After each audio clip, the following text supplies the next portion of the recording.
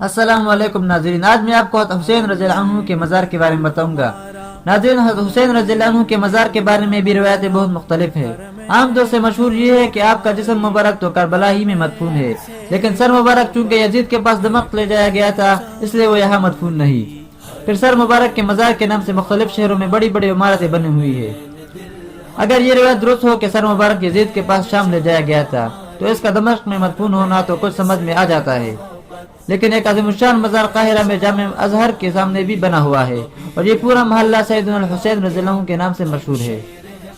بہر صورت سر مبارک کے بارے میں تو روایت بہت مختلف ہے، لیکن جسم مبارک کے بارے میں قوین قیاس یہی معلوم ہوتا ہے کہ وہ کربلا میں مدفون ہوگا، اگرچہ اس کی خاص جگہ کے تعین تاریخ اعتبار سے خاصا مشکوک ہے۔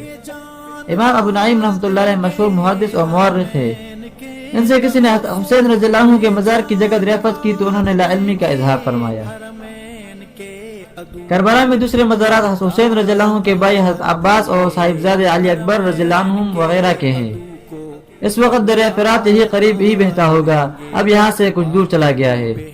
خانواد رسول اللہ صلی اللہ علیہ وسلم کے ان عالی مقام افراد نے مدینہ طیبہ کو چھوڑ کر اس دشت کربلا میں جان دینے کو یقیناً کسی دنیا طلبی کی خاطر گوارا نہیں کیا تھا۔ ان کا مقصد رضا الہی کے حصول کے سوا کچھ اور نہ تھا۔